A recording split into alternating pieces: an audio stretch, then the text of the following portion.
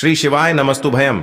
हर हर महादेव। कैसे हैं आप सब? देखिए, आज का यह वीडियो बहुत ही खास होने वाला है। आप सभी लोग जानते हैं कि 20 मई 2024 यानी कि वैशाख सोमवार के दिन प्रदोष व्रत आ रहा है। दोस्तों, इसी दिन किया जाने वाला पंडित जी द्वारा बताया गया 5 कनेर के फूल वाला उपाय आप लोगों को जरूर करना चाहिए, क्योंकि दोस्तों यह एक ऐसा उपाय है जो कि इस उपाय को करने के बाद दोस्तों आपको पूरे कोई और उपाय को करने की जरूरत नहीं है, क्योंकि सबसे बड़ा और सबसे नया यह उपाय पंडित जी ने अपनी अभी की सीहोर की कथा में ही बताया है। मैं जिस उपाय को आज हम आपको बहुत अच्छे से समझाने वाले हैं, इस वीडियो को देखने के बाद इस उपाय को समझने के लिए आपको कोई और वीडियो को देखने की जरूरत नहीं पड़ेगी। तो चलिए दोस्तों, उपाय को शुरू करते हैं। देखिए, यह सोमवार प्रदोष व्रत दिन इतना खास होता है, इतना महत्वपूर्ण होता है। देखा है कभी कभी बड़े बड़े पूजा पाठ अनुष्ठान से जो मनोकामना पूर्ण नहीं होते। 20 मई 2024 यानी कि सोमवार प्रदोष व्रत के दिन वैशाख प्रदोष व्रत एक छोटे से उपाय करने से ही आपकी मनोकामना पूर्ण हो जाती है। और बहुत सारे लोगों ने इस उपाय को किया भी है और उनको इस उपाय को करने का फल भी जरूर मिला। अगर आप लोग भी इस उपाय को 20 मई 2024 यानी कि सोमवार प्रदोष व्रत के दिन करना चाहते हैं, तो आप इस उपाय को पहले अच्छे से समझ लेना, सुन लेना, उसके बाद करना ना। आपको इस उपाय का फल जरूर मिलेगा। और इस उपाय को कर लेने से आपके घर में चाहे किसी भी प्रकार की दुख और समस्या क्यों ना चल रही हो, आपको उसका कारण भी नहीं पता है कि भाई यह समस्या किस कारण से चल रही है। उसका कुछ भी कारण हो सकता है, जैसे पितृदोष हो सकता है या किसी भी तरह का मंगल दोष भी हो सकता है। 20 मई 2024 यानी कि वैशाख सोमवार प्रदोष व्रत के दिन इस 5 कनेर के फूल वाला उपाय को आप लोगों को कर लेना है। यह एक ऐसा उपाय है जिस उपाय को अगर किसी विशेष दिन पर किया जाए तो भाई उस विशेष दिन का जो है वह तो हमें मिलता ही मिलता है। पर हमने उस दिन पर इस 5 कनेर के फूल वाला उपाय को किया है तो हमें उससे भी बड़ा फल मिलता है, और फल बहुत जल्दी मिलता है, क्योंकि आप इस उपाय को बहुत ही बड़े और विशेष दिन पर कर रहे हो। क्योंकि 20 मई 2024 यानी कि वैशाख सोमवार प्रदोष व्रत के दिन प्रदोष व्रत बहुत ही ज्यादा बड़ा होता है। इसीलिए दोस्तों, आज की इस वीडियो में हम आप लोगों को 5 कनेर के फूल वाला उपाय समझाएंगे, जिस उपाय को करने से अगर आपकी किसी भी प्रकार की मनोकामना है, किसी भी प्रकार की दहक और परेशानी है, सबसे ज्यादा समस्याएं आपके जीवन में ही हैं। अगर आपको धन प्राप्ति नहीं हो पा रहा है, रुपए पैसे की आपके घर में लगातार दिक्कत परेशानियां चलती चली आ रही हैं, आपका व्यापार, आपकी नौकरी अगर अच्छे ऐसे नहीं चल रहे हैं, जिसकी वजह से घर में लगातार आर्थिक समस्याएं बनी रहती हैं। पूज्य गुरु जी ने कहा है को धन प्राप्ति अगर नहीं हो पा रहा हो तो आपको सिर्फ और सिर्फ 5 कनेर के फूल वाला उपाय सोमवार प्रदोष व्रत दिन से शिवलिंग के सामने एक ऐसा विशेष उपाय करना है जो आपकी इन सारी समस्याओं को सिर्फ 7 दिन के अंदर ही समाप्त कर देगा। तो चलिए जानते हैं इन विशेष उपायों के बारे में। लेकिन उससे पहले जो भी मेरे भाई मेरी प्यारी बहनें आज चैनल पर पहली बार आए हैं या मेरी आवाज आज पहली बार सुन रहे हैं, अगर आप भी महादेव के सच्चे भक्त हैं तो वीडियो को लाइक और चैनल को सब्सक्राइब जरूर कर लें। दोस्तों, अब उसके बाद में दोस्तों यह वाला जो उपाय है यह किसको करना है, तो देखो, घर का जो बड़ा और मुख्य सदस्य होगा उसी व्यक्ति को यह वाला उपाय करना है। अब वह बड़ा व्यक्ति मुख्य रूप से घर की माताएं बहनें होंगी तो ज्यादा बेहतर होगा। मतलब कि घर की जो बड़ी माताएं बहनें होंगी, अगर वह यह वाला उपाय करेंगी तो ज्यादा अच्छा होगा। देखिए, प्रदोष व्रत जो है, प्रदोष व्रत का पर्व बहुत ही महत्वपूर्ण माना जाता है। पूज्य गुरु जी कहते हैं कि सोमवारी प्रदोष व्रत, और जो भी व्यक्ति सोमवारी प्रदोष व्रत में 5 कनेर के फूल वाला उपाय शिवलिंग के सामने कर लेता है, तो गुरु जी ने कहा कि हम अपनी व्यासपीठ से आपको यकीन दिलाते हैं कि उसकी ऐसी कोई मनोकामना नहीं जो महादेव परिपूर्ण ना कर सके। उसके जीवन में धन धान्य की वृद्धि होती है, नौकरी व्यापार अच्छे से चलते हैं, घर के सारे कष्ट समाप्त हो जाते हैं और उसको भी धन की प्राप्ति होती है। अगर आपके जीवन में भी किसी भी प्रकार की समस्या चल रही है तो गुरुजी ने कहा कि आपको इस सोमवारी प्रदोष व्रत में 5 कनेर के फूल वाला उपाय जरूर करना चाहिए। देखिए, आप सभी जानते हैं कि सोमवारी प्रदोष व्रत होती है वह हमारे महादेव और माता पार्वती के मिलन की तिथि होती है। इस दिन जो भी उपाय किए जाए वह हमारे शिव और शक्ति को प्रसन्न करने वाले उपाय होते हैं और हमारी सारी मनोकामनाएं को परिपूर्ण करने वाले उपाय होते हैं। इस वीडियो में भी हम लोग पूज्य गुरु जी द्वारा बताए गए कुछ बहुत ही खास उपायों के बारे में जानेंगे। यह उपाय आपके जीवन में चल रही समस्याओं को तो समाप्त करेंगे ही और साथ ही साथ आपके घर में धंधा की वृद्धि भी करेंगे।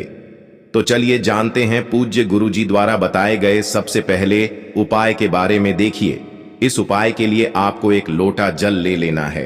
तांबे के पात्र में आपको अपने किचन से जल ले लेना है और इसी के साथ आपको ले लेना है 5 कनेर के फूल। कनेर के पीले रंग के फूल आपको सामने स्क्रीन पर दिखाए जा रहे हैं। ये ऐसे फूल होते हैं और अगर यह आपके पास नहीं है तो शिवलिंग के ऊपर चढ़े हुए कनेर के फूल को उठाकर जल से शुद्ध करके आप उसका भी इस्तेमाल कर सकते हैं, या फिर किसी भी फूल वाली दुकान से आप इन फूलों को खरीद सकते हैं। देखिए, सिर्फ यह 2 सामग्री लेकर आपको शिवालय पहुंच जाना है। यह बहुत ही विशेष उपाय है।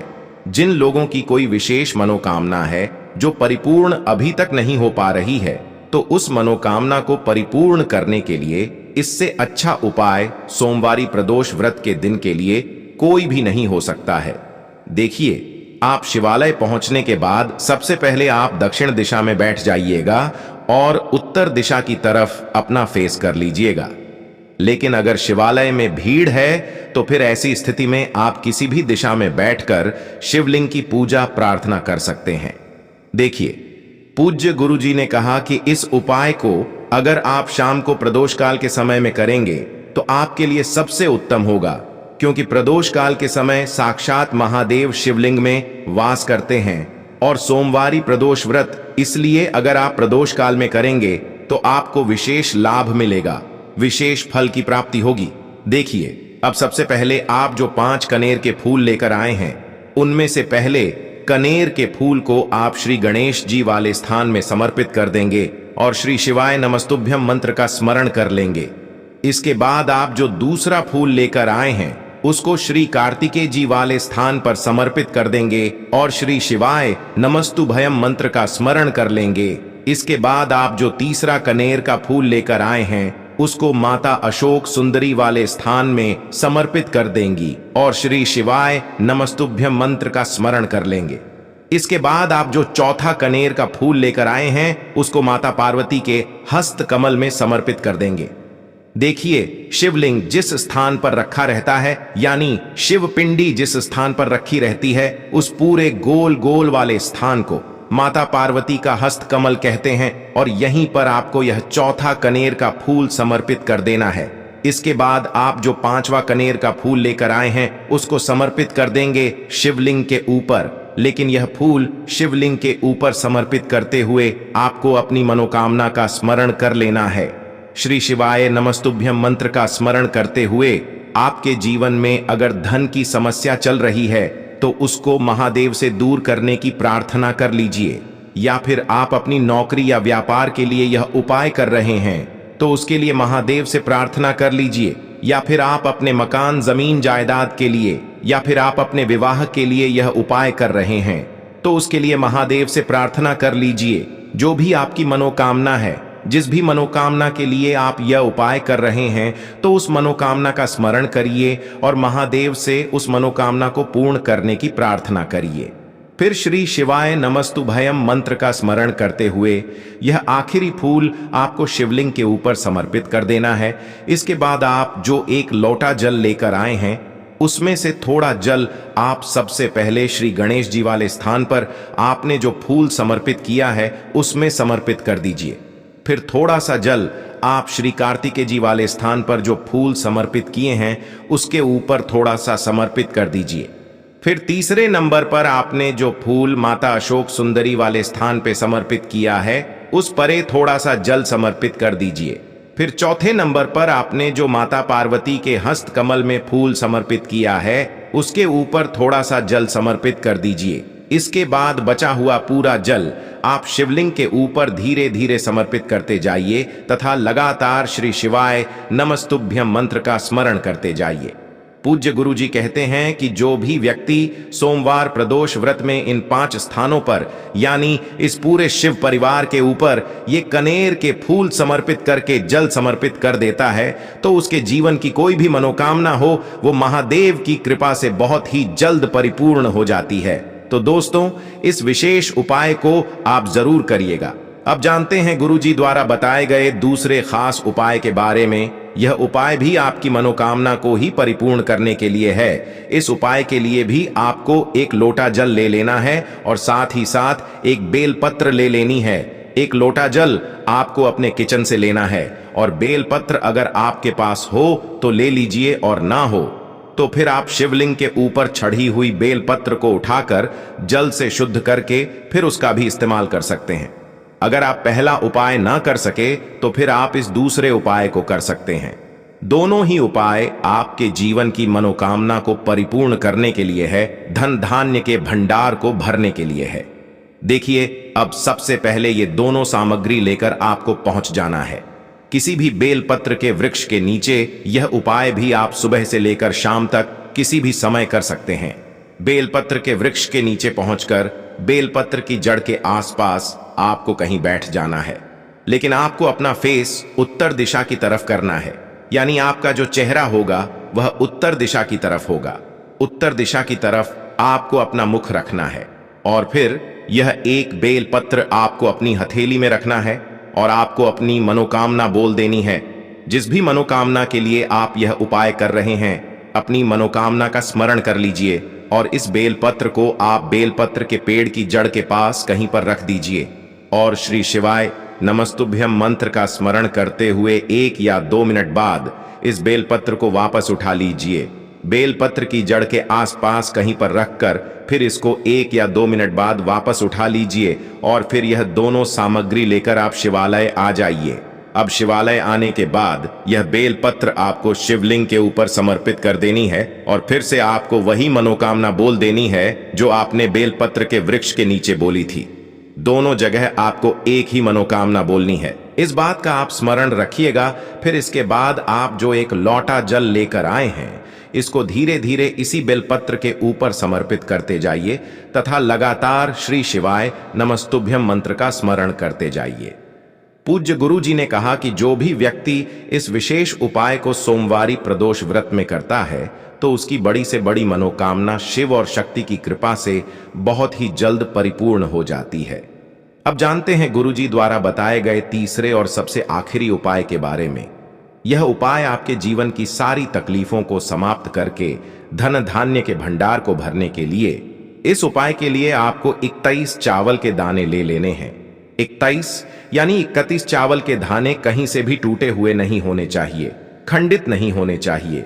फिर इसी के साथ आपको 31 हरे मूंग के दाने ले लेने हैं, यानी हरे साबुत मूंग के दाने ले लेने हैं, जिसे कहीं कहीं पर हरे खड़े मूंग के दाने कहते हैं।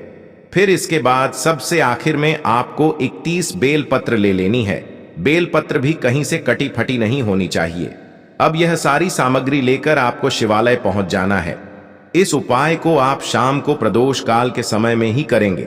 देखिए, शिवालय पहुंचने के बाद सबसे पहले शिवालय की जो चौखट होती है वहां पर आपको ये 31 चावल के दाने समर्पित कर देने हैं और श्री शिवाय नमस्तुभ्यम मंत्र का स्मरण कर लेना है। शिवालय की जो चौखट होती है जहां से आप अंदर प्रवेश करते हैं, उसके दाहिने साइड या बाएं साइड या कहीं पर भी चौखट के ऊपर कहीं पर भी आप ये 31 चावल के दाने समर्पित कर दीजिए। इसके बाद आप अंदर जाइए और शिवलिंग के सामने जो नंदी महाराज होते हैं, यानी जो नंदीश्वर भगवान होते हैं, उनका जो पैर उठा हुआ रहता है, उसके बगल में आपको 31 हरे मूंग के दाने समर्पित कर देने हैं। जो पैर उठा हुआ रहता है उसके बगल में 31 हरे मूंग के दाने समर्पित कर दीजिए और श्री शिवा नमस्तुभयम मंत्र का स्मरण कर लीजिए। इसके बाद आप जो 31 बेलपत्र लेकर आए हैं उनको जो शिवलिंग में माता अशोक सुंदरी वाला स्थान होता है वहां पर समर्पित कर देना है। आपको माता अशोक सुंदरी वाले स्थान पर 31 बेलपत्र समर्पित कर देना है। बेलपत्र की डंडी बाहर की तरफ रहेगी और बेलपत्र की चिकनी साइड वाला हिस्सा नीचे की तरफ रहेगा। इसके बाद फिर से आपको श्री शिवाय नमस्तुभ्यम मंत्र का स्मरण करते हुए अपनी मनोकामना का स्मरण कर लेना है। पूज्य गुरु जी ने कहा कि सोमवारी प्रदोष व्रत में जो भी व्यक्ति यह 31 वाला उपाय कर लेता है तो उसके जीवन के सारे संकट समाप्त हो जाते हैं और उसको भी धन धान्य की प्राप्ति होती है। तो दोस्तों, यह थे पूज्य गुरु जी द्वारा बताए गए कुछ बहुत ही खास उपाय। अगर आपको यह वीडियो कैसा लगा कृपया कमेंट करें और पंडित प्रदीप मिश्रा के नए वीडियो पाने के लिए इस चैनल को सब्सक्राइब करें। स्वस्थ रह मस्त रम, अगले वीडियो में फिर मिलेंगे। धन्यवाद। हर हर महादेव।